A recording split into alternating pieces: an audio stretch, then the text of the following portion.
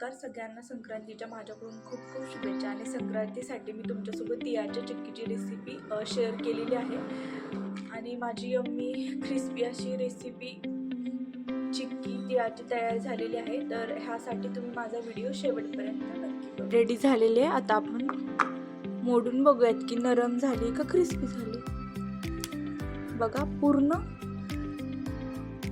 Crispy झालेली आहे, थोडी सुद्धा नरम झालेली नाहीये. नमस्कार मंडळींनो, तुमचं स्वागत आहे माझ्या मदर डॉटर रेसिपीमध्ये. आणि खूप दिवसाच्या गॅपनंतर आज संक्रांतीमुळे मी तिळाची चिक्की बनवणार आहे. आणि त्याच्या काही घरगुती टिप्स आहेत सोप्या, मी ते करत करत तुमच्यासाठी तुमच्यासोबत शेअर करते. आणि ह्या सोप्या सोप्या घरगुती आणि चिक्की चांगली होण्याच्या ट्रिकसाठी तुम्ही हा व्हिडिओ माझा शेवटपर्यंत बघा. चिक्कीसाठी मी तर घेतलेली आहे 1 वाटी हे घेतलेले तीळ घेतलेले 1 वाटी. त्याच वाटीनं मोजून 1 वाटी गूळ घेतलेला आहे. आणि चिक्की मला थोडंसं क्रिस्पी हवे, त्याच्यासाठी मी 1 चमचा साखर घेतलेली आहे. तुम्हाला पूर्ण गुळाची चिक्की पाहिजे असेल तर तुम्ही गुळाची पण करू शकता, पण पूर्ण प्लेन गुळाची केली तर चिक्की थोडीशी नरम पडते, मऊ पडते. त्याच्यामुळं थोडंसं साखर ऍड करायची. आणि मी एक अर्धा चमचा तूप ह्याच्यामध्ये टाकणार आहे तीळ भाजताना. आणि तूप पण तुमच्याकडून जास्त झालं तर तरी पण चिक्की आपली मऊ पडू शकते. त्याच्यामुळं चिक्की मऊ पडू नये ह्यासाठी आपण तूप पण कमी वापरायचे आणि साखर जास्त टाकायची. इथे मी 2-3 पाण्यानं तीळ स्वच्छ धुवून घेते पहिल्यांदा. आणि माझे हे तीळ आहेत ना, ते पूर्ण ऑर्गॅनिक आहेत.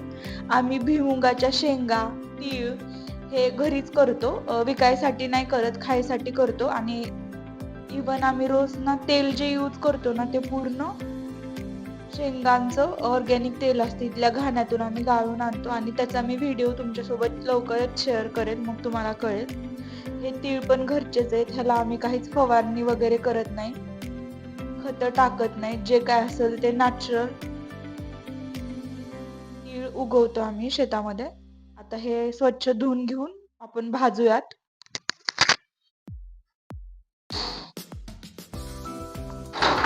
थोडे गरम झाले आणि हे धुतलेले तीळ आपण ह्याच्यामध्ये टाकूया.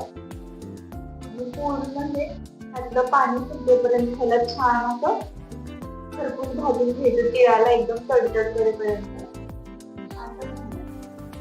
तीळ असं आपण छान तडतड तडतड करेपर्यंत व्यवस्थित भाजून घेऊया.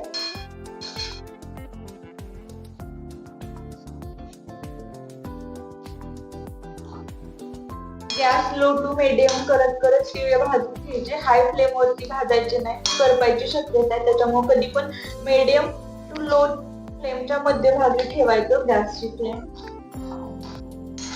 आपले तीळ भाजायचे चालू आहेत, पण आपली चिक्की ना क्रिस्पी होण्यासाठीची मी पहिली टिप तुम्हाला सांगते, जी आहे की गुळ आपण जेव्हा वितळतो तीळ त्याच्यात टाकण्याच्या वेळेस तो 1 मिनिट पुढे जास्त शिजवून घ्यायचा, म्हणजे कडक पाक होतो आणि आपली चिक्की पण थोडीशी कडक होते. दुसरी गोष्ट, तूप जास्त टाकायचं नाही. आणि 1 वाटी गुळ असेल तर 1 ते 1.5 चमचा त्याच्यामध्ये साखर टाकायची. एवढं लक्षात ठेवलं ना, चिक्की आपली बिलकुल मऊ नाही होत. ऑलमोस्ट आपले तीळ आता भाजत आलेले, आपले तडतड तडतड असे व्यवस्थित भाजून झाले. दिसत पण असेल तुम्हाला, ह्याचा कलर पण थोडासा चेंज झाला. आता आपण हे एका भांड्यामध्ये काढून घेऊया. कढई आपली आता गरम झालेली आहे. आता मी सांगितल्याप्रमाणे अर्धा चमचा फक्त आपल्याला ह्याच्यामध्ये तूप सोडायचं आहे, जास्त टाकायचं नाही कारण आपली चिक्की मऊ पडेल.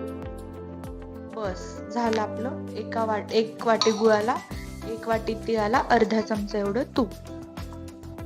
आता ह्याच्यामध्ये आपल्या 1 वाटी गूळ टाकून घेऊया. गूळ पूर्ण वितळू द्यायचा, पाण्यासारखा होऊ द्यायचा, पाकासारखा.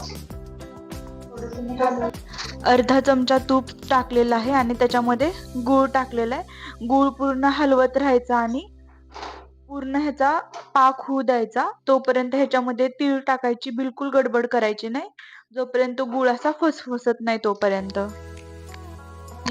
सांगितलेली महत्वाची ट्रिक, गुळाची चिक्की आपली आहे ना तिळाची, तिळगुळाची, ती कडक होण्यासाठी मी ह्याच्यामध्ये एक चमचा साखर टाकलेली आहे आणि हे दोन्ही मिक्स करायचं, हलवत राहायचं ह्याला कंटिन्युअसली.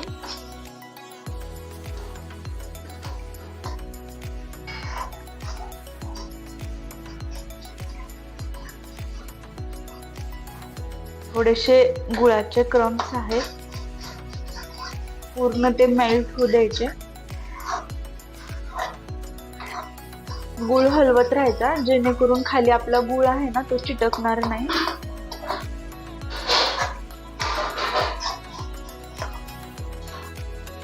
गुळ चांगला मेल्ट होऊन फसफसेपर्यंत आपण पोळपाटाला थोडंसं तूप लावून घेऊयात, म्हणजे खाली चिक्की आपली चिटकणार नाही.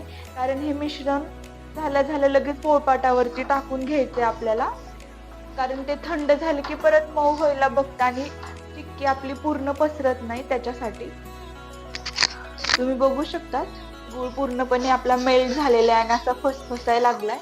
एक मिनिट थोडंसं ह्याला असंच राहू देऊयात. व्यवस्थित गुळ असा झाला ना की आपली चिक्की पण एकदम कडक होते.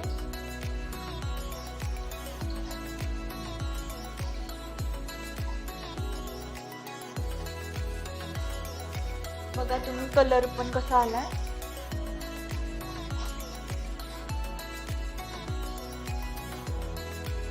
आपलं गुळ पाक ह्याचा व्यवस्थित झालाय का नाही बघायसाठी मी काय करते, ह्याच्यामध्ये टाकते, ह्याची गोळी होती का बघते.